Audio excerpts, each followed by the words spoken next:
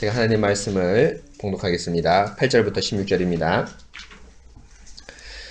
그때에 아말렉이 와서 이스라엘과 르비딤에서 싸우니라. 모세가 여호수아에게 이르되 우리를 위하여 사람들을 택하여 나가서 아말렉과 싸우라. 내일 내가 하나님의 지팡이를 손에 잡고 산 꼭대기에 서리라. 여호수아가 모세의 말대로 행하여 아말렉과 싸우고 모세와 아론과 훌은 산 꼭대기에 올라가서 모세가 손을 들면 이스라엘이 이기고 손을 내리면 아말렉이 이기더니 모세의 팔이 피곤함에 그들이 돌을 가져다가 모세의 아래에 놓아 그가 그 위에 앉게 하고 아론과 훌이 한 사람 이쪽에서 한 사람 저쪽에서 모세의 손을 붙들어 올렸더니 그 손이 해가 지도록 내려오지 아니한지라. 여호수아가 칼날로 아말렉과 그 백성을 쳐서 무찌르니라. 여호와께서 모세에게 이르시되 이것을 책에 기록하여 기념하게 하고 여호수아의 귀에 외어 들리라. 내가 아말렉을 없이하여 천하에서 기억도 못하게 하리라. 모세가 제단을 쌓고 그 이름을 여호와 니시라 하고 이르되 여호와께서 맹세하기를 여호와가 아말렉과 더불어 대대로 싸우리라 하였더라. 아멘. 잠시 기도하겠습니다. 하나님 아버지 감사합니다. 하나님께서 저희들에게 은혜를 주셔서 하나님의 말씀으로 매주 하나님이 어떤 분이시고 또 그 하나님께서 우리에게 요구하시는 바가 무엇인지를 알아가고 또 그 말씀대로 살 수 있게 하신 것 감사합니다. 주님, 오늘 역시도 그 하나님의 말씀 또 하나님의 말씀으로 하나님과 교제하기 위해서 이 예배 자리에 저희들이 나왔습니다. 주님, 그와 같이 저희들을 내버려 두지 마시고 따뜻한 아버지와 같이 주의 말씀으로 보듬어 주셔서 하나님의 말씀을 듣는 즐거움, 또 그 말씀 안에서 하나님과 교제하는 기쁨들이 우리 안에 넘칠 수 있도록 도와주시옵소서. 특별히 하나님, 오늘은 저희가 예배당을 옮기고 첫 예배로 하나님께 드릴 터인데 하나님, 이곳에 선포되는 첫 말씀이 이 예배당의 기초와 또 우리 교회의 아주 중요한 기초가 될 수 있도록 은혜를 다하여 주시옵소서. 성도들 마음 가운데 하나님의 말씀을 사모하고 또 경건을 사모하고 또 삼위 하나님의 예배와 교제를 사모하는 성도들 될 수 있도록 도와주시고 또 말씀을 전파하는 저에게 역시 이 예배 안에 선포된 말씀이 인간의 말과 또 성경의 해석이 아니라 엄중하신 삼위일체 하나님의 말씀임을 깨닫고 하나님 아버지 앞에서 경건한 마음과 두려운 마음으로 이 말씀을 선포할 수 있도록 도와주시옵소서. 주님, 성령 하나님께서 우리 예배 가운데 함께해 주시길 원하오며 거룩하신 우리 주 예수 그리스도 이름으로 기도합니다. 아멘. 사랑하는 성도 여러분, 한 주간 평안하셨는지요? 저희 교회가 1년 8개월 정도 이제 설립한 지 만으로 지났는데요. 하나님께서 새로운 예배당을 마련해 주셔서 참 너무 감사한 일입니다. 지난 수요 기도회 때 제가 말씀드렸다시피 예배당을 옮기고 또 좀 더 좋은 공간, 넓은 공간으로 옮길 때마다 사람들은 그 마음 가운데 어떤 그 성취감, 일종의 어떤 성취감들을 느끼기도 합니다. 그러나 여러분, 우리의 성취감은 이 넓은 공간, 사람이 많아지는 것의 성취감, 그런데 어떤 일종의 유희가 있는 것이 아니라 바로 삼위일체 하나님과 함께 자라가는 즐거움, 또 예배 가운데 우리의 예배가 더 깊어지는 기쁨이 우리의 기쁨이어야 되어야 합니다. 바로 오늘 여러분 예배 자리에서 하나님께서 첫 주시는 말씀, 여호수아 17장 8절 16절에서 주시는 말씀으로 우리의 교회의 기초가 또 어디에 서야 될지 더욱 굳건하게 하나님께 주시는 말씀을 기대하겠습니다. 자, 1페이지 같이 우리 보겠습니다. 사랑하는 언약궤 성도 여러분, 한 주간 주 안에서 평안하셨습니까? 오늘도 하나님께서 거룩한 언약의 복을 주시기 위해서 저희를 교회로 불러 모으신 저희들에게 당신의 말씀을 통해 하나님 자신을 주시기를 아까워하지 않으십니다. 곧 하나님은 언약을 참으로 즐거워하시고 언약 안에서 우리를 사랑하시기 때문입니다. 오늘도 역시 그 즐거운 언약적 교제를 선포될 말씀으로 함께 누리십시다. 하나님께서 출애굽을 통해서 예배의 소중함을 저희들에게 선포하십니다. 이스라엘은 10가지 재앙을 통해서 예배의 소중함과 중요성을 알게 하시고 동시에 10번째 재앙의 최종 확정이라고 할 수 있는 홍해 사건을 통해서 더욱 예배의 소중함과 언약을 향한 하나님 자신의 열정을 보이셨습니다. 바로의 군대라는 당시 최고의 군대, 인간의 최고의 무기를 홍해에 수상시킴으로 그 어떤 것도 예배를 향한 하나님의 열정을 막을 수 없다는 것을 우리에게 시해하십니다. 곧 우리 하나님은 예배에 전능한 하나님입니다. 당신의 예배를 위해 전능을 베푸시고 또 예배 가운데 전능을 베푸십니다. 예배를 방해하는 모든 것에 하나님은 징벌하실 것이며 동시에 지금 이 자리에서 말씀으로 당신의 전능을 맛보아 알게 할 것입니다. 사랑하는 성도 여러분, 예배를 향해 전능을 베푸시는 하나님을 이제 이스라엘이 경험했지만 실제 홍해 사건 이후에 나타나는 이스라엘은 불평이 가득합니다. 마라에서 쓴물에 대한 불평, 광야에서 고기와 떡에 대한 불평, 르비딤에서 물이 없는 것에 대한 불평으로 하나님은 하나님의 진노를 일으킵니다. 이럴 때 하나님께서는 이스라엘에게 엄격하게 징계하지 않고 오히려 물을 주시고 만나와 메추라기를 주심으로 이스라엘을 다독이십니다. 이것이 바로 출애굽기 19장의 이스라엘의 첫 예배를 위함입니다. 곧 물을 주시고 만나를 주실 때마다 하나님께서는 법도와 율례를 정하시고 라고 말씀하는데, 이것은 출애굽기 19장의 언약의 예배를 드리기 전에 미리 율법을 주시고 그 율법을 지키는 것이 얼마나 복인가를 물을 주시고 만나를 주심으로 알려주십니다. 불평하는 이스라엘에게 벌을 내리지 않고 물과 식량을 주시는 것은 말씀을 지킬 때 오는 언약의 복을 알려주시기 위함입니다. 그것뿐 아니라 우리 하나님은 언약의 복을 누리는 언약의 복을 누릴 수 있는 유일한 힘인 율법을 지키는 힘이 무엇인지를 또한 말씀합니다. 그것은 이 광야에서 가나안을 미리 보이시는 것입니다. 15장 27절에 엘림에서는 마라와 정반대의 물샘 12과 종려나무 70그루가 있는 가나안 땅의 젖을, 또 18장의 만나를 통해서는 가나안 땅의 꿀을 맛보이십니다. 하나님은 당신의 교회를 향해 예배와 가나안 땅으로 끊임없이 전진해 나가길 원하십니다. 그런데 그 인도하심은 억압이나 강요가 아니라 친히 가나안 땅을 미리 맛보게 하심으로 이스라엘의 교회의 발걸음을 가볍게 하십니다. 즐거운 예배로, 즐거운 언약으로 저희들을 인도하십니다. 사랑하는 언약교회 성도 여러분, 하나님의 인도하심은 즐겁고 따뜻하게 인도하심입니다. 하나님께서 친히 천국을 우리에게 선취시키시면서 가나안 땅의 젖과 꿀을 맛보이시기 때문입니다. 우리의 구원이 고통과 괴로움이 아닙니다. 매 예배 때마다 보여주시는 즐거움으로 우리는 즐겁게 이 순례자의 길을 걸을 수 있습니다. 또 개혁주의 교회 건설도 힘들고 어려운 억지의 길이 아닙니다. 신실한 하나님의 말씀의 선포는 하나님을 향한 즐거운 헌신과 성도 간의 따뜻한 사랑, 그리고 궁극적으로 아름다운 개혁주의 교회 건설을 이끌어낼 것입니다. 성도 여러분, 우리에게 젖과 꿀이 흐르는 가나안 땅을 미리 말씀으로 맛보이신 하나님만을 의지하면서 즐겁게 교회를 세워갑시다. 말씀이 주는 즐거움이 그리스도의 그날을 하루같이 여기게 될 것입니다. 주의 날이 멀지 않았습니다. 아멘. 여러분, 지난 시간에 선포한 말씀을 요약한 것인데요. 부활주일과 또 대독설교로 인해서 2주간 만으로 하면 4주 정도 쉬었기 때문에 지난 시간의 말씀을 기억하실지 모르겠습니다. 여러분, 15장 홍해 사건을 통해서 우리가 하나님을 통해서 가장 많이 배울 수 있고 알 수 있는 것은 하나님께서 당신의 예배를 향해서 전능을 베푸신다는 것입니다. 하나님께서는 여러분, 우리가 필요할 때마다 무엇을 구하는 진이가 아닙니다. 그렇죠? 마법사가 아닙니다. 그래서 하나님의 말씀에 기대지 않고 무조건 전능을 요구하는 것이 아니라 당신의 말씀 안에서 그리스도와 하나님은 전능을 베푸시는 것입니다. 특별히 신구약 성경의 모든 성경의 하나님의 전능은 예배 가운데 예배를 향한 하나님 당신의 전능과 열정으로 우리에게 보여주시고 있습니다. 바로 무엇입니까? 하나님은 아무 때나 전능한 것이 아니라 바로 예배를 향한 전능, 그 전능 때문에 바로 이 가장 강력한 군대인 바로의 군대를 물에 수장시키면서 하나님께서 당신의 전능을 보이시고 있습니다. 여러분, 그럴 뿐 아니라 이렇게 하나님께서 전능을 보이시는데요, 가나안 땅을 쭉 이끌어 가십니다. 그런데 여러분, 가나안 땅으로 인도하시는데요, 출애굽기 그 홍해 사건을 건너고 나서 이스라엘이 중요한 사건이 나오는데 그 3번 사건이 바로 뭡니까? 마라에서 쓴물을 만난 사건, 또 신강야에서 어떤 사건이 있죠?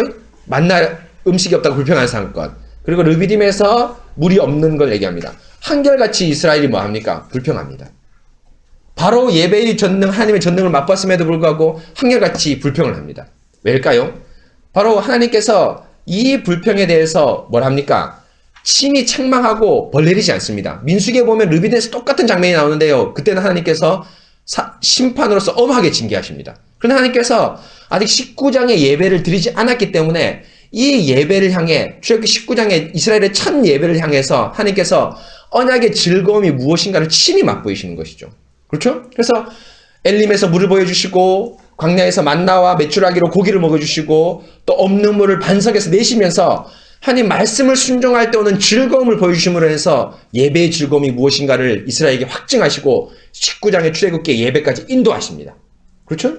그럴 뿐 아니라 여러분, 그 예배를 소위 말하면 가나안 땅을 예배를 드릴 그 힘은 무엇입니까? 바로 오늘 말씀에서 지난 2주 전에 선포한 대로 바로 무엇이죠? 바로 이스라엘이 이 광야에서 뭘 맛봅니까? 가나안 땅을 미리 맛보고 있습니다. 엘림에서 여러분 물을 맛봤죠. 물샘 12과 종려나무 79라고 얘기했다는데 마라와 전혀 반대의 상황입니다. 어떤 것입니까? 가나안 땅은 뭡니까? 젖과 꿀이 흐르는 땅이라고 얘기했는데 그 젖은 뭡니까? 쉽게 말하면 뭐죠? 물이 풍성한 걸 얘기합니다. 광야와 비교되지 않을 정도로 풍성한 곡식. 그래서 여러분 이스라엘이 첫 열두 정탐꾼이 가나안 땅을 정탐하고 나서 제일 먼저 가져온 게 뭐예요? 큰 포도덩이 같은 아주 농산물을 가져오지 않습니까? 무엇을 의미합니까? 가나안 땅은 물이 풍성하다. 아주 풍성한 그런 것이다 라고 했는데 광야에서 뭘 보이십니까? 물을 보이심으로써 가나안 땅의 풍성을 보이십니다. 또 만나를 보이시는데요. 만나의 맛이 뭐라 하죠? 가시 같고 모양을 뭐라는데 그 가시가 사실 정확히 지금 뭔지 모릅니다. 가시 같고 뭐 같다? 꼭 맛은 꿀 섞은 과자 같다 얘기하면서 가나안 땅에서 맛볼 뭘 미리 보이십니까? 꿀을 맛보이시는 겁니다. 그래서 젖과 꿀을 미리 맛보이시면서 하나님께서 어떻게 하십니까? 가나안 땅으로 한 걸음 한 걸음 전진시켜 나갑니다. 그래서 여러분 우리가 하나님의 그 언약의 신실함, 참된 교회 건설, 예수님이 다시 오시는 것은 결코 외롭고 힘든 삶이 아닙니다. 바로 이 힘든 땅에서 이 어려운 땅일지 모르겠지만 우리에게 매 예배마다 뭡니까? 천국의 말씀을 맛보이심으로 말미암아 하나님께서 언약을 전진시키시는 것, 그것이 우리의 즐거움입니다. 여러분 시편 기자들 보십시오. 하나님의 언약을 맛본, 그 하나님의 참된 말씀을 맛본 사람들이 자신을 어떻게 표현합니까? 내 발을 사슴과 같이 가볍게 하신다. 그렇죠? 여러분 우리가 사슴을 보지 못했기 때문에 사슴이 얼마나 가볍게 뛰는지 잘 모릅니다. 그러나 여기 사슴을 보신 분들은 있는지 모르겠지만은 그 발걸음 마치 땅에 닿지 않을 정도로 가볍게 뛰는 그 발걸음처럼 우리가 하나님과 동행하는 발걸음은 결코 어둡고 또 무거운 발걸음이 아니라 즐거운 발걸음입니다. 여러분 제가 교회를 개척하고 그 2년이 다 됐는데요. 한 번도 예배 드리는 것이 지겹고 괴롭다고 생각해 본 적이 한 번도 없습니다. 매 예배 때마다 밝혀주시는 그 하나님이 즐겁고요. 또 성도들의 교제가 너무너무 즐겁습니다. 왜일까요? 바로 하나님께서 지금 이곳에서 우리에게 저 천국을 미리 맛보이시기 때문이죠. 여러분 주의 날은 마치 하루와 같이 우리에게 다가올 것입니다. 왜냐하면 즐거운 날이기 때문입니다. 바로 오늘 그 즐거운 예배의 말씀, 그 언약의 말씀을 기대하면서 오늘 역시 이제 오늘 17장 말씀을 선포하겠습니다. 17장 이제 2페이지 함께 보겠습니다. 출애굽기 17장 8절 16절 말씀은 이스라엘과 아말렉과의 전투를 말씀합니다. 이스라엘이 출애굽 이후에 가지는 첫 전투로서 대단히 중요한 의미를 갖습니다. 먼저 17장 8절에 보시면 아말렉이 와서 이스라엘과 르비딤에서 싸우니라 라고 말씀합니다. 이스라엘이 시내산을 향하여 전진하고 있는데 아말렉이 먼저 전쟁을 감행했습니다. 이는 아말렉 족속이 시내산을 향해 행진하는 피곤하고 지친 이스라엘, 특히 약자인 노인과 어린이 부녀자들을 뒤에서 공경하는 비열한 전쟁이었습니다. 그렇죠? 그래서 신명기 25장 17절 18절 보면 나중에 모세가 이것을 회상하는데요. 우리 밑에 각주 2번 한번 읽어볼까요? 시작. 너희는 애굽에서 나오는 길에 아말렉이 내게 행한 일을 기억하라. 곧 그들이 너희 길에서 만나 내가 피곤할 때에 내 뒤에 떨어진 약한 자들을 쳤고 하나님을 두려워하지 아니하였느니라. 그렇죠?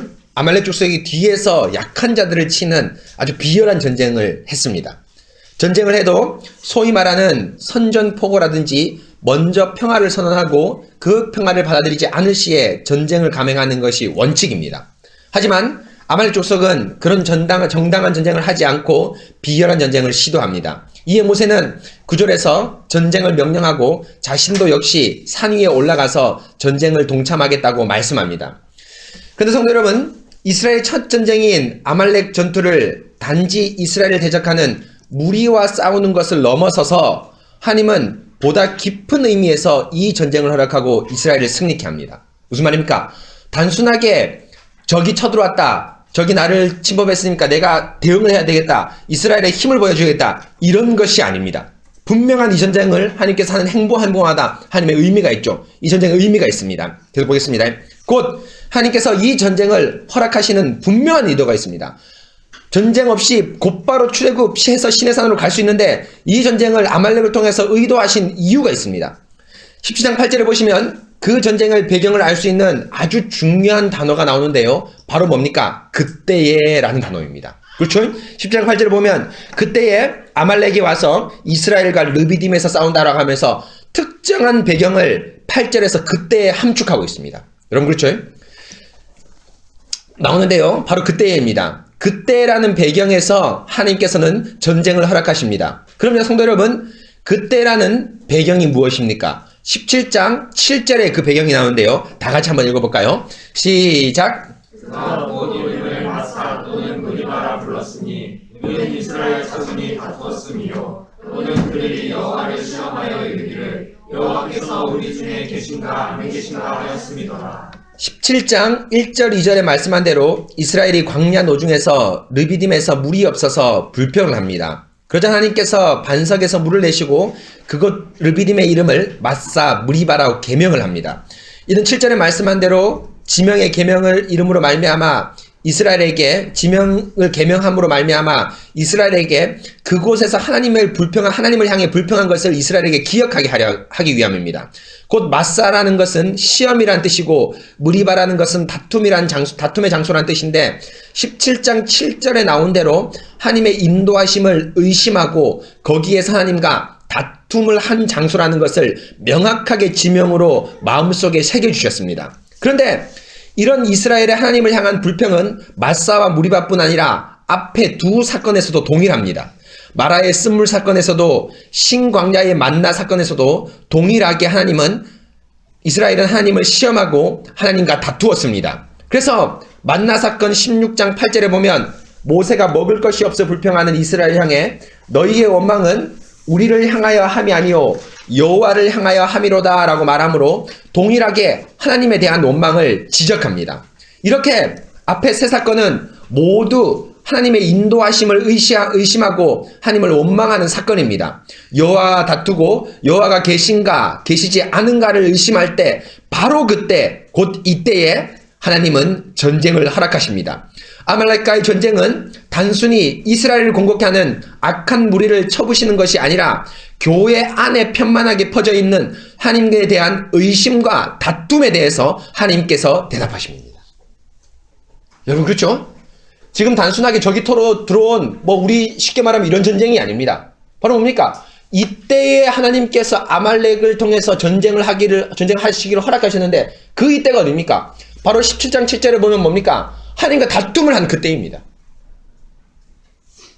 하나님께서 여러분, 우리 지난 시간에 선포했듯이 하나님께서 여러분 뭡니까? 이스라엘을 불평할 때 이 불평에 대해서 순순하게 물을 주시고 먹을 거 주시지만 그렇지만 하나님이 이 불평을 그냥 넘어가지 않습니다.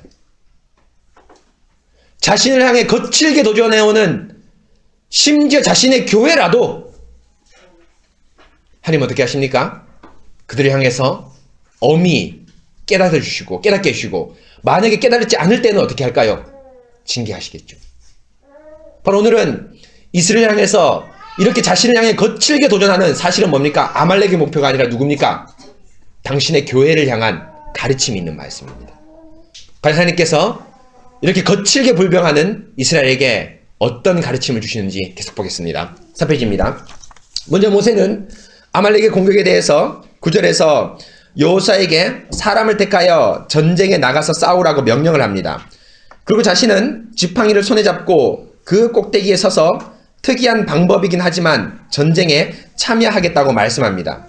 그런데 성도 여러분, 모세의 이런 전쟁 방식에 아주 특이한 것이 나타납니다. 그것은 바로 자신이 산에 올라가 전쟁을 향한 시기가 내일입니다. 여러분 그렇죠? 오늘 말씀 보십시오. 17장 어디입니까? 자, 9절입니다. 모세가 여호수아에게 이르되 우리를 위하여 사람들을 택하여 나가서 아말렉과 싸우라. 내가 내일 하나님의 지팡이를 손에 잡고 산 꼭대기 서리라. 언제 하겠다고 얘기합니까? 내일입니다. 지금 전쟁이 터졌는데 여호수아 너는 지금 나가라. 나는 전쟁을 언제 하겠다? 내일 하겠다. 이해가 안 되죠? 도망가는 거죠. 상식적으로 생각하면. 그러나 여러분, 이 내일은 분명한 의미가 있습니다. 모세가 그냥 얘기하지 않았겠죠. 계속 보겠습니다. 지금 전쟁이 발발했는데 당장 올라가지 않고 내일 올라가겠다고 말씀합니다. 여러분, 이것은 상식에 맞지 않는 말입니다. 지금 전쟁이 터졌는데 여호수아와 군대는 전쟁을 하라고 명하고 자신은 무책임하게 내일부터 전쟁을 참여하겠다고 말합니다. 사랑하는 성도 여러분, 모세가 이런 어처구니 없는 일을 왜 행하였을까요? 당장 한 시기가 급한 전쟁인데 왜 오늘 그리고 지금 당장이 아니라 내일 자신을 전쟁에 동참하겠다고 할까요? 바로 그 이유는 앞에 10가지 재앙에서 명백히 나타납니다. 여러분, 8장 10절부터 9장 18절까지 우리 함께 읽어볼까요? 시작. 그날에 내일이나 모세가 이르되 왕의 말씀대로 하여 왕에게 우리 하나님 여호와와 같은 이가 없는 줄을 알게 하리니 내가 내 백성과 내 백성 사이를 구별하리니 내 이 표징이 있으리라 하셨다. 모세가 이르되 내가 왕을 떠나서 여호와께 간구하리니 내일이면 8일때가 바로와 바로의 신하와 바로의 백성을 떠나리니와 여호와께서 기한을 정하여 이르시되 여호와가 내일 이 땅에서 이 일을 행하리라 하시더니 내일 이맘때면 내가 무거운 구원을 내리리니 그 나라가 세워진 그날부터 지금까지 그와 같은 일이 없었더라. 8장 10절은 개구리 재앙, 8장 23, 29절은 파리 재앙, 9장 18절은 우박 재앙, 이외에도 10장 4절의 메뚜기 재앙이 한결같이 모세가 바로에게 내일 재앙을 일으키고 내일 재앙을 없애겠다고 말합니다. 10가지 재앙을 베풀 때 하나님은 당신의 전능을 베풀 때 상당한 경우 내일 베푸십니다. 이것은 이 10가지 재앙이 자연적 현상이 아니라 바로 하나님께서 보내신 것이라는 것을 알려주기 위함입니다. 일정한 시간에 재앙을 시작하고 그것을 종결하는 것은 우연이 아니라 하나님의 손길, 주권과 전능이라는 것을 말씀합니다. 또 지팡이도 마찬가지입니다. 모세가 9절에 하나님의 지팡이를 손에 잡고 산 위에 올라가겠다고 말씀하는데 이 지팡이는 모세가 미디안 강야에서 출애굽을 위해 애굽으로 돌아올 때 손에 들었던 것이며 10가지 재앙 때에 지팡이를 손에 들고 이적을 베풀었습니다. 또 홍해를 가를 때 역시도 지팡이를 손에 들고 홍해를 가르는 이적을 베푸셨습니다. 지팡이 역시 하나님의 주권과 권능을 상징합니다. 바로 모세는 여호수아를 통해서 지금 전쟁을 하라고 명하고 나서 자신은 내일 지팡이를 가지고 산 위에 올라가서 전쟁을 하겠다고 말합니다. 전쟁의 승패는 하나님의 손길, 주권, 능력에 있다는 것을 알려주기 위함입니다. 곧 이스라엘에게 지금 10가지 재앙 때 나타났던 하나님을 다시 호출함으로 하나님을 의심하는 이스라엘에게 하나님의 인도하심과 주권을 고백하고 하나님을 대적하지 말라고 엄히 모세가 경고합니다. 여러분 이해하셨죠? 왜 내일 지팡이를 가지고 산이 올라가냐? 전쟁에서 한 사람도 부족한데 나가서 총을 들고 칼을 들고 싸워야 되지 않습니까? 근데 지금 여러분 모세가 산 위에 올라가서 여러분 뭡니까? 산 꼭대기에 올라가서 지팡이를 들고 여러분 뭡니까? 내일 올라가겠다는 것은 지금 뭘 얘기합니까? 바로 뭐죠? 출애굽 10가지 재앙을 펼치려고 너희 앞에 전능을 베푸신 그 하나님을 지금 내가 어떻게 하겠다? 다시 부르겠다. 다시 부르겠다는 겁니다. 여러분 제가 오늘 스크립트에 넣지 않았지만 산 꼭대기에 왜 올라갈까요? 이건 미래를 지향하고 있습니다. 어디를 지향하고 있죠? 모세가 출애굽기 19장이 어디로 올라갑니까? 시내산에 올라갑니다. 왜 평지에서 할 수도 있는데 산 꼭대기에 올라갔을까요? 여러분 이런 모든 성경에 기록된 신앙의 행보들 하나하나는 하나님의 계시의 말씀입니다. 동쪽으로 가고 서쪽으로 가고 앉아고 자고 다 계시의 말씀입니다. 성경에 기록된 것은. 모세가 지금 하나님의 전능을 10가지 재앙을 통한 전능을 베푸시고 또 미래의 전능을 함께 보이시는 겁니다. 바로 뭡니까? 너희들 여호와와 다투지 마라. 하나님께서는 지금 물이 없고 비록 먹을 것이 없지만 당신의 백성을 향해서 전능을 베풀고 언약적 신실함의 인도는 한순간도 놓친 적이 없다. 라고 강력하게 말씀하시는 겁니다. 그래서 여러분 이제 이 전능을 구체적으로 어떻게 베푸는지 같이 보겠습니다. 5페이지입니다. 이렇게 모세는 네일과 지팡이라는 하나님의 능력과 주권을 상징하는 도구를 가지고 전쟁을 시행합니다. 곧 실제 전투가 10절에서 12절에 나타납니다. 여호수아는 산 밑에서 아말렉과 싸우고 모세는 아론과 훌과 함께 산꼭대기에 오릅니다. 그리고 모세가 손을 들면 이스라엘이 이기고 손을 내리면 아말렉이 이깁니다. 모세가 오래 손을 들고 있어 피곤하기에 아론과 훌이 돌로 모세의 앉을 자리를 만들고 그 두 사람이 모세의 손을 같이 들어주면서 모세의 팔이 하루 종일 내려오지 않게 함으로 아말렉과의 전투에서 이 전투에서 승리하였습니다. 사랑하는 성도 여러분, 이런 전쟁의 방식, 모세의 팔을 따라서 전쟁의 승패가 갈렸는데요. 과연 팔을 높이 드는 것이 어떤 의미가 있을까요? 우선 많은 사람들이 모세의 기도 그리고 아론과 훌이 기도에 동력했다고 말합니다. 물론 손을 드는 것은 당시의 문화에서 기도라고 말할 수 있습니다. 하지만 손을 드는 것이 기도라고 한다면 손을 내리는 것은 기도하지 않았다는 것이 되는데 모세는 팔이 아파서 손을 내렸지만 실제로 모세는 기도하는 마음으로 산 꼭대기에 있지 않았을까요? 여러분 그렇겠죠? 손을 드는 것이 기도긴 하지만 여러분 뭡니까? 이것은 뭡니까? 그 마음의 격정적인 마음이 뭘로 표현되는 겁니까? 행동으로 나타나는 거죠. 손을 내려서도 모세의 마음은 뭐 하고 있었을까요? 기도하고 있었을 것입니다. 여러분 그렇지 않습니까? 자기의 이스라엘의 언약의 백성이 한참 지금 피를 흘리면서 전쟁을 하고 있는데 손을 내리면서 나도 쉬자 이런 마음을 가졌을까요? 그렇지 않았을 겁니다. 손을 내리면서도 역시 무슨 마음을 가졌을까요? 기도하고 이기기를 말하는 마음을 가졌을 것입니다. 그 기도는 적절하지 않다는 거죠. 그래서 보겠습니다. 지금 산 안에서 한창 전쟁이 수행 중인데 비록 팔이 아파서 손을 들고 기도할 수는 없지만 마음은 간절하게 기도하고 있었을 것입니다. 모세의 팔을 드는 것이 기도라고 하기에는 약간 무리가 있습니다. 또 어떤 사람들은 모세의 마술이라고 말합니다. 모세가 팔을 들면 손에서 어떤 마술이 나가서 전투에 이기고 손을 내리면 그렇지 않다고 말합니다. 그러나 이것은 성경에서 전혀 말하지 않기 때문에 합당하지 않습니다. 사랑하는 성도 여러분, 그럼 모세의 팔을 들고 내리는 것이 어떤 의미가 있을까요?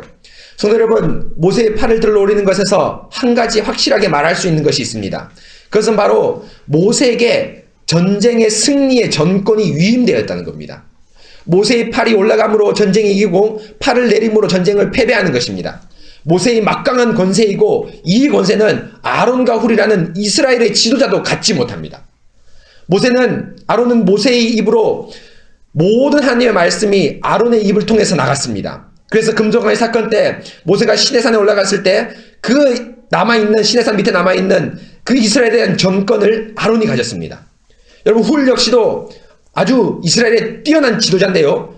갈렙의 아들이자 나중에 이스라엘의 성막을 건축하는 브살렐의 할아버지로 막강한 직분적 위치에 있었습니다.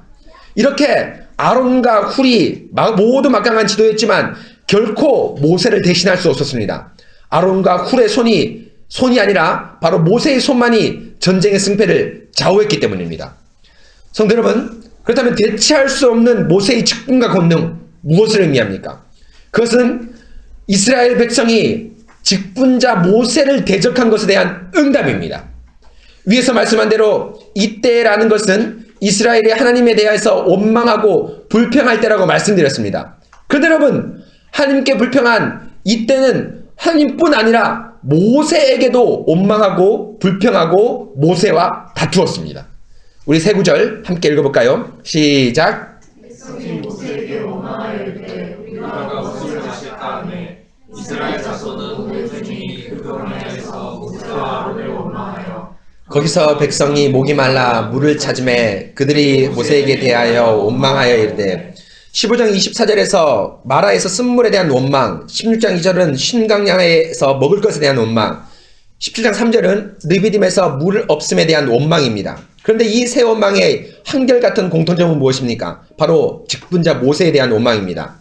직분자에 대한 공격입니다. 그래서 모세는 16장 7절에 모세에 대해서 불평하는 사람들을 향해 자신에게 불평하는 것을 넘어서서 여호와를 향하여 함이라 라고 하면서 하나님께 대하여 불평하고 다툼하는 것을 말합니다.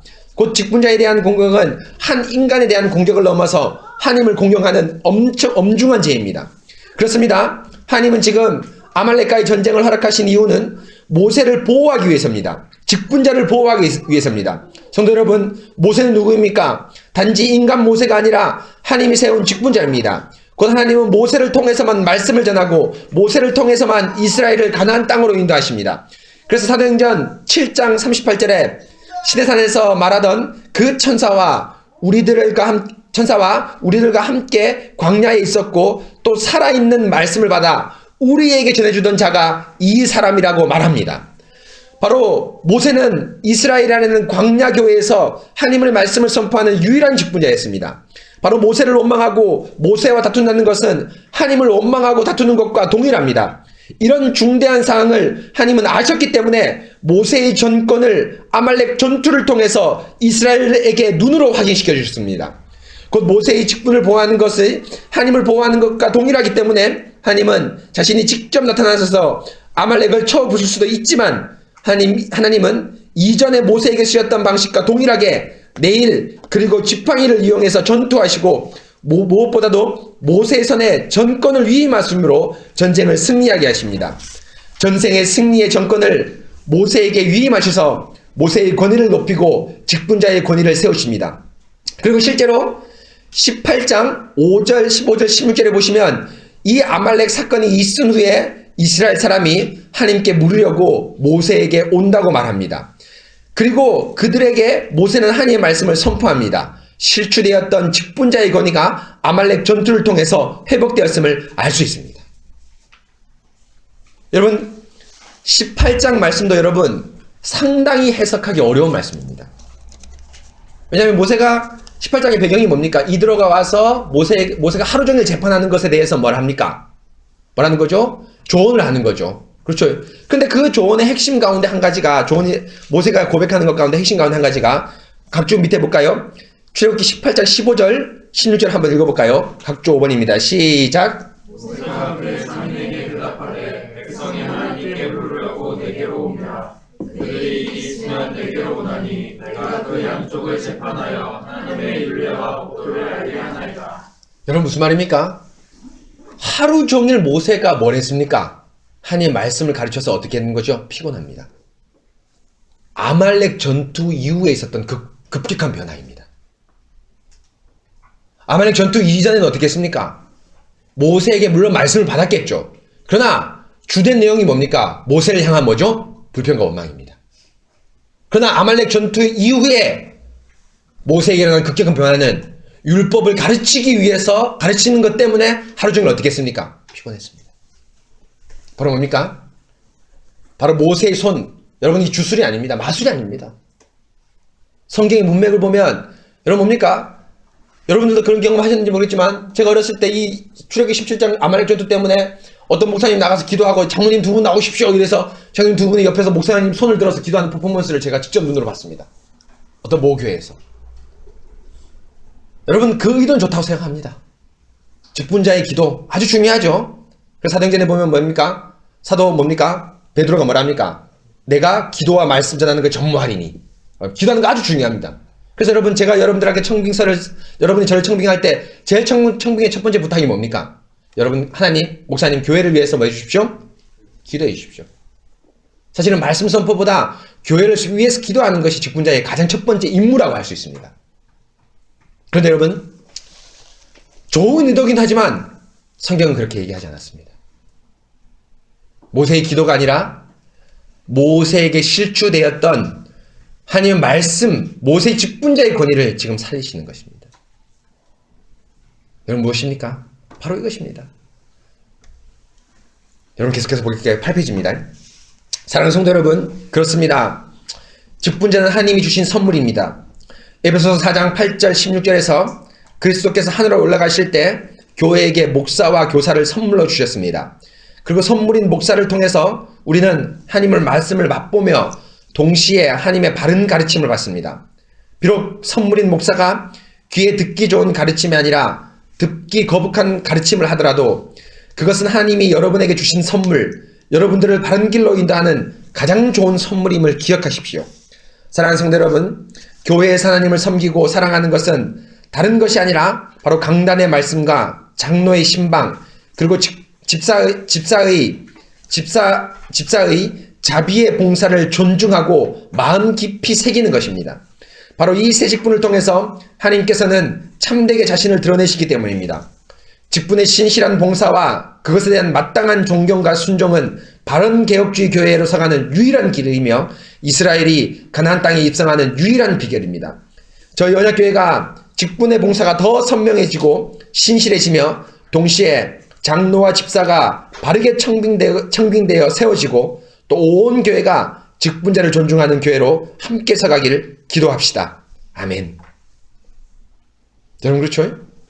여러분 제가 이 말씀을 준비하면서 첫 예배에서 하나님께서 이 말씀을 왜 주시는가를 마음 깊이 생각하게 되었습니다. 어떻게 보면 여러분 이 말씀이 여러분들에게 아주 위협적인 말씀으로 들릴 수도 있습니다. 그러나 여러분 저 자신도 이 말씀에 대해서 아주 심각하게 받았습니다. 왜일까요? 제2의 직분자가 누가 계시기 때문입니까? 하나님이 계시기 때문입니다. 다른 말씀으로 선택할까? 혹은 다른 데 포커스를 맞춰서 오늘 말씀을 전할까라고 했지만 하나님께서는 엄중하게 오늘 이 말씀을 교회 앞에 선포하라고 명령하셨습니다. 무슨 말입니까? 여러분이 저를 존경하고 공경하듯이 저 역시도 양의 유일한 목자 되신 우리 주 예수 그리스도의 마음을 이 예배당에서 존중해야 됨을 깊이 깨닫게 되었습니다. 비록 사람의 귀에 즐겁고 유쾌한 말씀이 아닐지 몰라도 여러분의 영혼을 소생시키는 말씀이라면 과감없이 전해야 된다는 것이 오늘 이 첫 예배를 통해서 이 목사에게 주신 말씀이며 동시에 온 교회에게 주신 말씀이기도 합니다. 여러분 제가 하나님의 선물이라는 것 참 두려운 선물입니다. 얼마나 여러분 앞에서 이 말씀과 모든 인격 면에서 신실하게 행동하고 진실하게 행동해야 되는지 항상 두렵습니다. 여러분 제가 강구하지 않았지만 지난주 목요일 날이죠. 목요일 저녁에 대덕 한빛교회 청년회 강의를 초청을 받아서 강의를 했습니다. 카이스트 학생들이 많기 때문에 강의를 한 9시 반 10시부터 시작했는데 새벽 1시까지 강의를 했습니다. 강의는 1시간 하고 새벽 2시간 동안 11시부터 1시까지 질의응답을 했는데 제가 교리와 개혁주의교회를 설명했는데 그 대덕교회 한빛교회 청년들의 상당한 질문이 아주 도전적인 질문이었습니다. 어떤 질문인지 아십니까? 목사님의 성경 해석과 목사님의 가르침이 너무 자유를 억압하지 않는 것일까요? 그쪽 교회는 통합적 교회입니다. 여러분 통합적 교회는 사실 장로교회 중에서 가장 성도들에 대한 이 목사의 제가 이 개인적인 발언일지 모르겠지만 목사가 가지는 책임을 가장 가볍게 여기는 것이라고 생각합니다. 대표적 통합측 목사님하고 제가 얘기를 나눴는데요. 여러분들 결혼을 하고 이성교제를 할 때 저는 아주 제게 책임이 크다고 생각합니다. 교제를 지도하거나 결혼할 때 반드시 목사의 지도가 있어야 된다고 생각합니다. 그런데 통합측 목사님이 자기 교회 어떤 청년이 이 형제 자매하고 사귀는데 목사님 허락하시면 사귀고 목사님 허락하지 않으면 안 사귀겠다고 얘기했는데 상담을 합시다라고 얘기했대요. 그래서 저하고 이제 얘기를 하는데 그 목사님이 그걸 왜 내가 판단해? 부담스럽게. 물론 그 목사님의 많은 말이 다 통합측 목사님들이 다 그렇다고 생각하는 것은 아닙니다. 그러나 여러분 한 가지 확실한 것은 개혁주의 교회에서는 이 목사의 책임이 아주 엄중하다는 것을 배웠고 실제로 저에게 은스승되신 유엠 교수님께서는 이 설교단에 올라가는 것은 마치 단두대에 올라가는 것과 똑같은 마음으로 매주 올라가라고 저에게 말씀하셨습니다. 왜일까요? 말 한마디, 행동 한마디. 여러분의 사적으로 만나는 신방에서 말하는 한마디가 바로 뭐기 때문입니까? 하나님의 말씀이기 때문입니다. 바로 여러분 오늘 첫 예배에서 하나님께서 저와 여러분에게 이렇게 엄중한 말씀을 주셨습니다. 인간적으로 저를 두렵고 무서워하라는 말씀이 아닙니다. 강단에 선포된 말씀을 여러분 뭡니까? 존중하라는 말씀입니다. 또 우리 교회에서 앞으로 장로가 청빙되고 집사가 청빙되겠죠. 장로님과 집사님 청빙되겠죠. 장로님, 집사님 역시도 하나님께서 우리에게 보내주신 귀한 선물입니다. 그 직분자 역시도 우리가 뭐예요? 엄중하게 생각해야 됩니다. 하나님께서 오늘 이 말씀을 우리에게 주셨습니다. 여러분 그리고 또 이제 계속 보겠습니다. 하나님께서 또 주시는 말씀이 있는데요. 8페이지입니다. 이렇게 하나님께서는 교회의 직분자의 권위를 세우신 다음에 이제 14절에 이것을 책에 기록하여 기념하라고 말씀합니다. 근데 성도 여러분, 14절에 기록해야 할 이것이 무엇일까요? 상식적으로 생각하면 아말렉과의 전투, 모세의 손을 높이 들어서 전투에 이기는 것 등 아말렉과의 전투에 대한 일반적인 여러 가지 상황들에 대해서라고 생각할 수 있습니다. 그러나 부분적으로 맞다고 생각할 수 있지만 정확하게는 아닙니다. 여러분 14절 우리 다 같이 한번 읽어볼까요? 시작. 여호와께서 모세에게 이르시되 이것을 책에 기록하여 기념하게 하고 여호수아의 귀에 외워 들리라. 내가 아말렉을 없이하여 천하에서 기억도 못하게 하리라. 여러분 14절을 자세히 보시면 이것을 기념하고 또 귀에 외워 들리게 하는 대상이 누구입니까? 여러분 누구죠? 여호수아입니다. 이스라엘 백성이 아닙니다. 물론 이스라엘 백성이 나중에 듣게 될 것이지만 1차적인 대상은 누굽니까? 여호수아입니다. 그리고 14절을 직역하면 이것을 기억하기 위해 책에 기록하고 그것이 이것입니다. 그것을 여호수아의 귀에 암송시켜라 입니다. 책에 기록하는 것은 이스라엘 모두를 위한 것이 아니라 바로 여호수아를 위한 것이고 여호수아는 이를 암송해야 합니다. 그리고 여호수아의 귀에 외워 들리는 것은 전쟁에 대한 전반이 아니라 내가 아말렉을 없이하여 천하에서 기억도 못하게 하리라입니다. 곧 여호수아가 암송하고 회상해야 할 말씀은 아말렉 전투에서 이긴 승리에 대한 회상이 아니라 회상보다는 하나님께서 앞으로도 아말렉 족속의 그 어떤 이도 하나님의 진노 아래 살아남지 못할 저주의 말씀입니다. 그리고 실제로 아말렉에 대한 저주를 기념하기 위해 모세가 15절 16절에서 여호와 니시라는 제단을 쌓고 14절과 동일하게 여호와께서 맹세하시기를 여호와가 아말렉과 더불어 대대에 싸우리라고 하면서 여호수아뿐 아니라 온 백성에게 여호와께서 아말렉을 영영히 저주하신다고 말씀합니다. 여러분 14절 문장을 잘까지 이해해야 합니다. 이것을 책에 기록하여 기념하게 하고 여호수아의 귀에 외워 들리라는 것은 앞 내용이 아니라, 물론 앞 내용이 포함됩니다.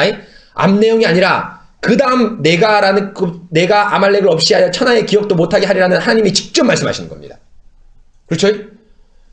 요것을 책에 기적하고 뭐예요? 누구의 귀에 특별히? 여호수아의 귀에 외우게 하라는 겁니다. 물론 이 말을 기록할 때 아말렉 전투에 대한 전투를 다 기록했겠죠. 그래서 오늘 17장 6절에서부터 앞의 내용이 아말렉 전투에 대한 내용이 기록되어 있죠. 그런데 여러분 이것이 핵심 포인트인 것은, 사실 오늘 말씀의 핵심 포인트인 것은 오늘 말씀을 보면은 아론과 훌에 대한 배경이 전혀 안 나타납니다. 등장했죠. 특별히 훌이라는 사람은 여러분 뭡니까? 아주 중요한 지도자로 등장하는데 여기에 처음으로 등장하면서 아무 말도 안 나오지 않습니다. 또 아말렉이 전투했다고 하는데 만약에 이 전투가 포커스라면 아말렉이 어떻게 전투를 해서 우리를 비열하게 전투했는지에 대한 묘사가 있어야 될 것입니다. 근데 그런 일체의 묘사가 전혀 없고 뭐라고 되어 있습니까? 아말렉이 이스라엘 친다, 치기 위해서 왔다 라고 간단히 묘사되어 있습니다. 그래서 많은 목사님들 학자들이 이 전투가 핵심이 아니라, 만약에 전투가 핵심이라면 뭐가 얘기할까요? 디테일하고 자세하게 묘사하면서 하나님의 전능과 권능에 대해서 설명해야 되겠죠. 전투가 핵심이 아니라 실제로 핵심 포인트는 뭡니까? 내가 아말렉을 영원히 저주하겠다. 특별히 누구에게? 여호수아의 귀에 외워들리게 하는 것이 모세의 지금 임무입니다. 이 전투를 통해서. 근데 여러분, 여기서 우리에게 큰 궁금증이 생깁니다. 물론 아말렉이 잘못했죠. 비열하게 전투를 했습니다. 그런데 여러분, 아말렉에게 영영이 저주를 선언하는 것은 너무 심한 일이 아닌가요? 심한 저주 아닌가요? 여러분 무슨 말인지 아시겠죠? 어떤 형제나 자매가, 어떤 범죄자가 벌을 지었으면 어떻게 될까요? 그 벌에 대해서만 어떻게 해야 되죠? 징계를 해야 됩니다. 여러분 맞지 않습니까? 그래서 여러분 에스겔이나 에레미야에 보면 뭡니까? 아버지가 포도를 먹었는데 누가 이것이다? 아들이 이것이다 라는 것이 당시 속담에 이스라엘의 포로로 잡혀간 이스라엘 사이에 속담이 흘렸습니다. 무슨 말입니까? 아빠가 죄를 지었는데 그 죄에 대한 대가는 누가 받는다? 아들이 받아서 지금 포로로 끌려왔다라고 포로로 끌려온 중에 태어난 사람들이 얘기를 합니다. 사실 실제로 자신들은 뭐라 했습니까? 죄를 짓지 않았죠. 포로 기간 중에 태어났기 때문에. 이런 속담이 이스라엘에 돌았습니다. 그러나 여러분 뭐랍니까? 각 사람이 지은 죄는 하나님께서 말하죠. 에스겔 분명히 말합니다. 자기 죄 때문에 뭐예요? 죽는다고 얘기했습니다. 그 죄에 대해서만 하나님께 징계하시지 마치 지지도 않을 수도 있는 그런 죄에 대해서 징계하는 거 너무 엄하지 않습니까? 근데 하나님께서 오늘 이 두 저주가 14절일 뿐 아니라 심지어는 이스라엘 모든 백성이 제단을 쌓는 건 이스라엘 백성까지 이제 말씀이 확대된 겁니다. 말씀이 볼 정도로 아말렉을 영원히 저주한다고 얘기합니다. 왜 하나님께서 이렇게 아말렉을 물론 비열하게 행동을 했지만 이렇게 영영히 저주할 정도로 엄중하게 저주할까요? 계속 보겠습니다. 사랑하는 성도 여러분, 이런 하나님의 저주의 말씀 너무 심하다고 생각하지 않나요? 물론 아말렉이 이스라엘 뒤에서 비겁하게 전쟁을 수행했지만 이들에 대한 심판은 이번 전투에서 끝내면 되지 왜 이렇게 영원한 저주를 말씀할까요? 신명기 25장 17, 18절 말씀을 다시 한번 읽어보겠습니다. 시작. 너희는 애굽에서 나온 뒤에 아말렉이 내게 행한 일을 기억하라. 곧 그들이 너를 뒤에서 만나 내가 피곤할 때 내 뒤에 떨어진 약한 자들을 쳤고 하나님을 두려워하지 아니하였느니라. 모세가 신명기에서 다시 아말렉에 대해서 회상하는데 18절에 그들이 진노를 받는 이유는 내 뒤에 떨어진 약한 자를 쳤기 때문이라고 말합니다. 정당한 전쟁을 수행하지 않고 비겁한 방법으로 전쟁을 수행했기 때문입니다. 그런데 이 비겁한 전쟁을 수행한 근본적인 이유를 모세가 계속 말씀하는데요. 바로 하나님을 두려워하지 않았기 때문입니다. 아말렉이 하나님의 진노를 보는 이유는 겉으로는 약자를 치는 비겁한 전쟁을 수행했기 때문이지만 궁극적으로 이들의 마음에 하나님에 대한 두려움이 없었기 때문입니다. 무슨 말입니까? 하나님께서 지금 아말렉을 영원히 심판하는 것은 아말렉이 비겁한 전쟁을 수행했기 때문이 아니라 바로 하나님에 대한 두려움이 없기 때문입니다. 아말렉은 단지 비겁한 전쟁을 수행한 것이 아니라 하나님께 대해 마땅히 가져야 할 두려움이 없이 전쟁을 감행했습니다. 그렇기 때문에 하나님은 모세와 여호수아를 통해서 여호수아를 통해서 징벌 하시고 동시에 그들을 영영히 저주하십니다. 바로 두려움이 없는 대상은 한 번의 징벌로 끝나는 것이 아니라 영원한 저주의 대상임을 말씀합니다. 그렇습니다. 지금 모세가 여호수아의 귀에 들리어 암송하게 한 것은 아말렉이라는 한 족속을 말씀하는 것이 아니라 여호와에 대한 두려움이 없는 모든 종류의 사람들에게 저주를 선언하는 것입니다. 그 14절 16절에서 하나님께서 아말렉에게 그토록 엄격하게 혹독하게 저주하시는 것은, 영원히 저주하시는 것은 하나님께서 하나님께 지은 죄에 대한 벌 이상으로 과도하게 심판하시는 것을 말씀하시는 것이 아니라 친히 하나님의 대적이 누구인가를 말씀합니다. 바로 하나님을 두려워하지 않는 모든 자는 아말렉이며 이 아말렉은 하나님의 영원한 심판의 대상이 됨을 말씀합니다. 여러분 이해하셨습니까? 지금 아말렉은 지금 전투를 하는 이 전투를 하고 패배한 그 아말렉만을 말씀하는 것이 아니라 하나님을 두려워함이 없는 모든 사람들을 지금 아말렉으로 표상한 것입니다. 여러분 그렇죠? 그렇기 때문에 어떻게 이렇게 혹독하게 말할 수 있습니까? 심판할 수 있습니다. 근데 여러분 사실 놀라지 마십시오. 사실 지금 아말렉을 표상하고 있지만 하나님을 두려움이 없는 사람이 누구입니까? 이스라엘의 교회입니다.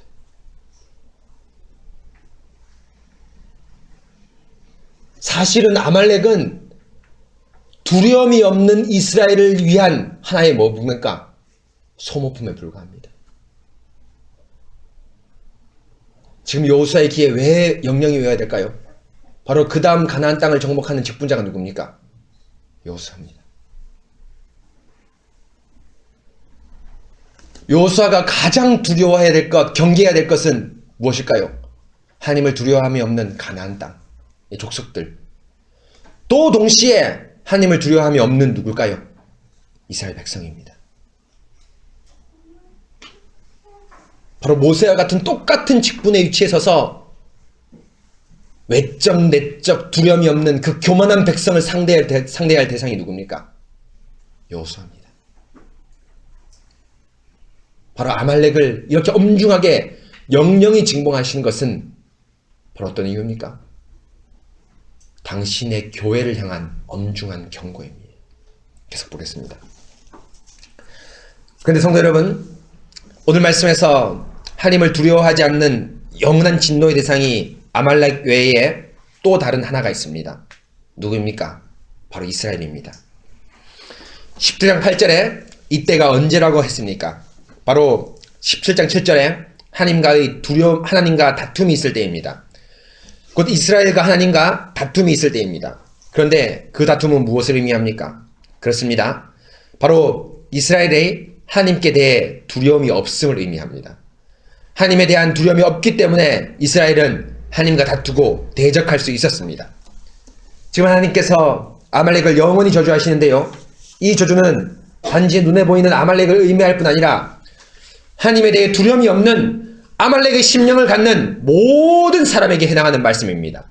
바로 이스라엘 교회에 대한 말씀입니다. 무엇입니까? 앞으로 영원히 아말렉은 없어지지 않을 것입니다. 사탄이 하나님을 두려워하지 않은 악한 마음을 교회 안에도 심을 수 있기 때문입니다. 유월절 어린 양의 피를 분명히 문에 바른 이스라엘이지만 자신의 극한 상황을 보고 하나님의 인도하심을 믿지 못하고 오히려 하나님을 두려워하지 않고 하나님과 다투었습니다. 또 이들은 또 다른 아말렉이었습니다. 하나님께서 아말렉과의 전투를 통해 보이신 것은 더 큰 아말렉, 또 다른 아말렉인 이스라엘에게 하나님의 말씀에 순종하지 않을 때, 직분자에게 순종하지 않을 때 오는 징벌을 보이신 것입니다. 사랑하는 성도 여러분, 하나님의 이 저주의 말씀, 여호와께서 아말렉과 더불어 대대로 싸우리라는 이 말씀은 출애굽 당시의 말씀뿐 아니라 구속사가 영원히 진년되는 순간마다 당신의 교회에게 하신 말씀입니다. 지금 우리에게도 하시는 말씀입니다. 참으로 무섭고 두려운 말씀입니다. 우리 안에 하나님에 대한 두려움으로 가득 차 있는지, 그리고 직분자와 직분에 대한 봉사에 대해 마땅한 순종함과 준중함이 있는지에 대해서 깊은 두려움을 가지고 성도 여러분 자신을 살피시기 바랍니다. 저는 그렇죠? 구속사가 멈추지 않는 한 이 아말렉은 우리 안에서 혹은 우리 외부에서 끊임없이 나타나게 될 것입니다. 여러분, 이 엄중한 말씀을 여러분 마음 깊이 새기시면서 오늘 선포된 말씀으로 일주일간 내가 하나님 앞에 두려움이 사는가를 진지하게 생각하고 기도하셔야 될 것입니다. 계속 보겠습니다. 동시에 이 깊은 두려움은 성도들 사이에서도 있어야 합니다. 교회에서 함께하는 시간이 많아지고 교회와 성도들과 함께한 시간이 그 세월이 많이 지날수록 인간적 친밀감이 높아집니다. 물론 이것은 좋습니다. 그러나 서로가 서로에 대해 말씀에 대한 마땅한 두려움이 없다면 이 인간적 친밀함은 참으로 위험한 것입니다. 성도가 행하는 마땅한 교제가 아니라 인간의 저급한 우애로 전락될 수 있기 때문입니다. 성도의 교제의 핵심은 서로에 대한 권면의 말씀이 서로에게 두려움의 대상으로 남아있는가 하는 것입니다. 친밀함만으로 가득하여 말씀의 권면이 성도들 사이에 들어갈 공간이 없다면 그것은 교제가 아니라 인간의 애착이라고 말할 수밖에 없습니다. 다음 주에 우리 교회가 성찬 회원의 환영식을 가질 것입니다. 더욱 친밀한 교제 자리로 들어감인데 이것은 단지 환영과 박수의 자리가 아니라 서로에 대한 뜨거움에 대한 뜨거운 권면의 자리, 두려움의 자리로 서가기를 다짐하는 자리입니다. 격려와 사랑, 두려움과 긴장이 함께 공존하는 자리가 성찬회원 환영회일 것입니다. 여러분, 이 두려움은 동시에 누구 사이에도 있어야 됩니까? 성도들 사이에도 있어야 됩니다. 여러분, 우리 교회가 1년 8개월 정도 지났는데요, 참 친하죠? 정말 친합니다. 여러분들 총각과 처녀 또 솔로로 해서 여러분 뭡니까? 시간이 많이 있기 때문에 서로에 대해서 시간을 많이 보낼 수 있습니다. 그렇죠? 가정을 가지면 조금 서로에 대해 시간을 보내기가 좀 쉽지 않거든요. 그런데 여러분, 이 인간적 친밀도가 성찬을 때는 두려움의 긴장의 확장이 되어야 합니다.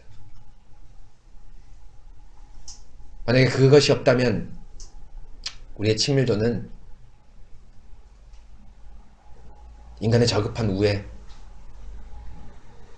인간의 의리 정도로만 취급될 수밖에 없습니다. 여러분, 두려움은 교회 전체를 휩싸이고 있어야 합니다. 단순히 강단에 선포되는 이 자리뿐 아니라 목사님과 신방의 자리에서, 성도들과 교제의 자리에서 사랑과 더불어 항상 두려움이 같이 갈 때 교회가 하나님 아버지 앞에서 건실하게 전진할 수 있습니다. 여러분, 우리 교회에 이런 진정한 두려움이 있는지 마음 깊이 여러분들 돌아보시기 바랍니다. 계속 말씀 전하겠습니다. 사랑하는 성도 여러분, 하나님을 두려워합시다. 그리고 직분자를 두려워합시다. 그리고 성도들을 서로 두려워합시다. 바로 교회 안에 마땅한 두려움이 있을 때 교회는 더욱 깊은 예배로 전진할 것입니다. 우리 언약교회에 이런 깊은 경외심이 가득하길 바랍니다. 목사와 성도 사이에, 성도와 성도 사이에, 부모와 자식 사이에 깊은 두려움이 넘쳐나 진정으로 하나님의 말씀이 우리 교회의 주인이 되도록 합시다. 사랑하는 성도 여러분, 아말렉을 향한 이 저주의 말씀이 우리 교회를 비껴가도록 기도합시다. 곧 하나님이 우리를 대적하는 일이 없도록 더욱 깊은 두려움을 가지고 하루하루 한 주 한 주 보냅시다. 지금도 가장 어미하신 하나님이 여러분들 우리를 지켜보고 계십니다. 하나님을 사랑하지만 그 사랑이 교만이 아니라 경건한 두려움을 동반한 경애로 우리가 승화시켜야 합니다. 우리의 생사화복의 모든 것이 두려운 하나님의 손에 있음을 기억합시다. 오늘 이 저주의 말씀에도 우린 모두 우리 교회는 아멘으로 화답합시다. 여호와께서 맹세하시기를 여호와가 아말렉과 더불어 대대로 싸우리로다. 아멘. 사랑하는 성도 여러분, 축복과 기쁨의 말씀뿐 아니라 저주의 말씀도 우리가 마땅히 어떻게 해야 될까요? 아멘으로 화답해야 됩니다. 여호와께서 당신에 대한 두려움이 없는 모든 아말렉 족속을 향해 영원한 저주를 선포하셨습니다. 지금도 이 말씀은 유효하고 살아있습니다. 여러분, 우리 교회 전체에 어미하신 하나님께 두려움을 가지고 한 걸음 한 걸음 전진시켜 나가십시다. 여러분, 단 이 두려움은 공포가 아닙니다. 협박과 겁박이 아닙니다. 바로 그 진정한 두려움에서 우리 하나님을 향한 진정한 사랑이 나오게 되어 있습니다. 여러분, 오늘 첫 예배 하나님께서 우리에게 아주 엄중한 말씀을 주셨고 뜻하지 않은 엄중한 말씀을 주셨습니다. 여호와께서 맹세하시기를 내가 아말렉 족속과 영영이 싸우리로다 라는 이 말씀을 기억하면서 우리 안에 두려움이 가득하고 그 두려움으로 하나님을 사랑하고 성도를 사랑할 수 있도록 이 시간 함께 같이 기도하도록 하겠습니다.